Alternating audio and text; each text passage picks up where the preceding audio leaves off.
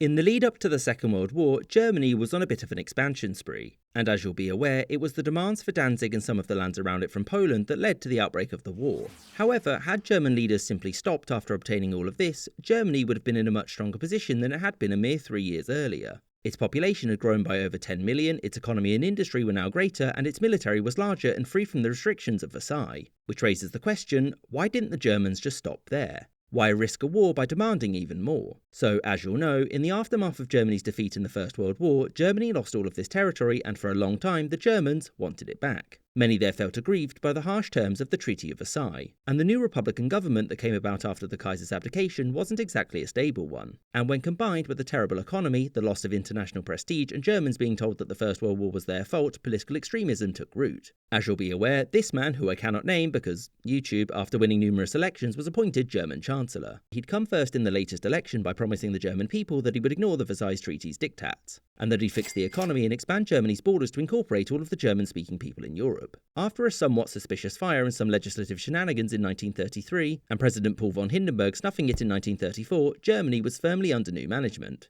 Its new leaders were keen to undo the Treaty of Versailles. But to begin with, this needed to be done discreetly. This started with rearmament, although you should know that the previous Weimar governments hadn't exactly been the best at upholding these terms. In 1935, after pressuring Britain and France, Germany was granted a referendum in the League of Nations mandate of Saarland to decide whether or not it should remain independent, become a part of France, or join Germany. Reunification with Germany won overwhelmingly, and this provided a major propaganda boost for the government, who were now seen as reversing Germany's decline. The toothbrush-mustache-having Austrian man soon openly declared the reconstitution of the army, and the beginnings of small-scale conscription which had been banned under the Treaty of Versailles. The French were outraged, but the number of new conscripts that Germany would be training as a result was so small that it was too little to justify a war over. The same happened when the British government learned of Germany building submarines again. It also wasn't prepared to go to war over it, and so it decided to just sort things out diplomatically. In 1935, after some negotiations, the two nations signed the Anglo-German Naval Agreement that limited the size of the German Navy at 1/3 of the Royal Navy and importantly was done without consulting France, the US or Italy. And this drove a wedge between the British and the rest of the Versailles signatories. And the next year, when the German government announced the remilitarization of the Rhineland, the growing political distance between Britain and France became obvious. Many in France wanted to send in the army, which was much larger than the German forces in the region. But its economy was doing very poorly, and Britain didn't want to risk all-out war over something that wasn't vital to its own security. And the people of both nations firmly opposed going to war, and the French military argued against fighting Germany on their own.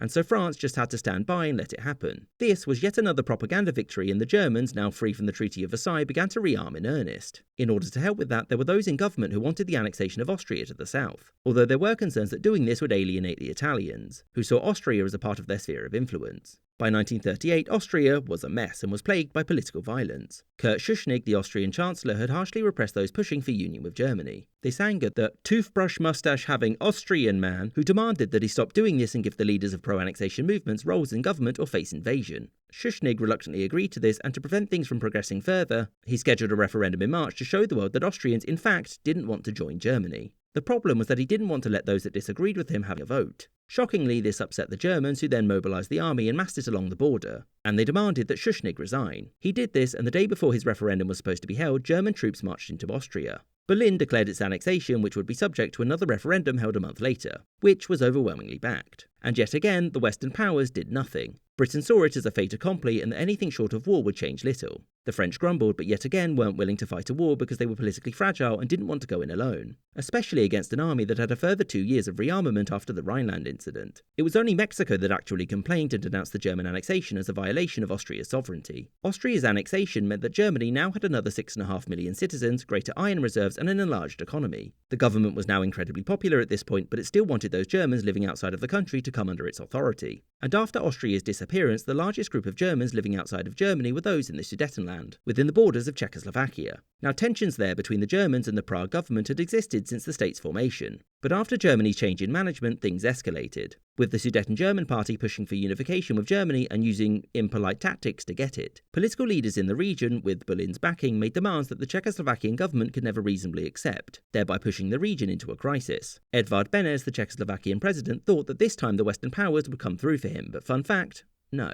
Instead, Britain offered to mediate, by which I mean its representatives told the Czechs to just give in to everything because Britain really didn't want to go to war. Despite this, the Sudeten Germans refused to negotiate, and within a few months the region was plagued with growing political violence. Sensing that things were going to escalate, the Allies stepped in and asked Prague to just, well, cede the territory. The Czechs refused, and when border clashes grew in intensity, the British and the French called for a conference with the Germans and Italians to sort this out. They all agreed that Czechoslovakia should just cede the territory, and realising that they were on their own, the Prague government reluctantly agreed. This was done on the promise that Germany was done with its territorial expansion and would leave the remaining Czechoslovakia alone. This promise was kept for all of about 5 seconds, and through a series of treaties and ultimatums, Czechoslovakia was picked apart. In early 1939, the Slovakian half of the country declared its independence, but it was really now a German puppet state. And a day later, Germany invaded the remaining Czech lands and turned them into the Protectorate of Bohemia and Moravia. All of this gave Germany access to a large amount of industry, as well as a sizable population of labourers, taxpayers, and of course, potential conscripts. Whilst all of this was ongoing, the Germans had been in contact with the Lithuanian government to discuss the return of Memel, which Germany had lost in 1919. Much like the Sudetenland and Austria before it, the Germans living there had been aided in agitating for union with Germany. As things escalated, the Germans had hoped that the Lithuanians would just simply hand it over.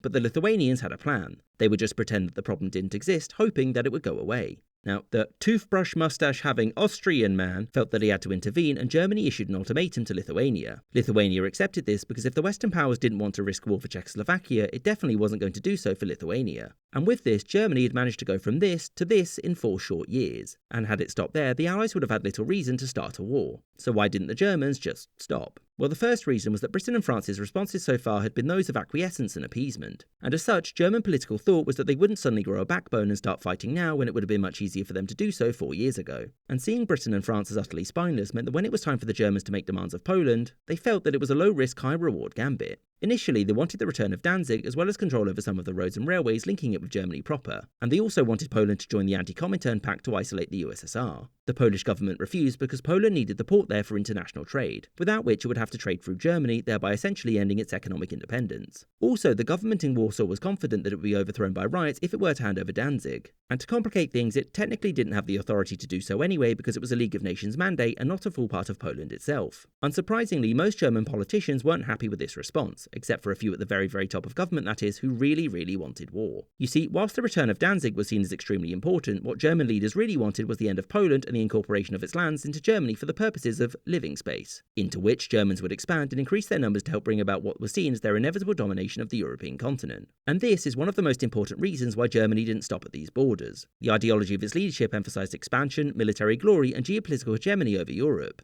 As such, the Germans sabotaged negotiations with the Polish to make it impossible for them to support Danzig's return and take away Germany's primary justification for war. The German government also acted to confuse everyone else by sending officials who would advocate for different positions on behalf of Berlin, meaning that nobody really knew when things were going to come to a head or if they ever were. The plan being that the upcoming surprise invasion of Poland would be so quick that even if Britain and France wanted to help, they couldn't because it would be over too quickly. And again, it cannot be stressed enough that the Berlin government was 100% convinced that neither Britain nor France would do anything to help Poland, a position which was bolstered when Germany signed a treaty of friendship with the Soviet Union, which included secret clauses dividing Eastern Europe between the two. And with both of those great powers seemingly on the same side, there was no way that London or Paris would risk a war. Of course, when the Germans crossed the border on September the 1st, that assumption was proven completely wrong, one which would lead to Germany not just losing the lands that it had recently gained, but also losing much more.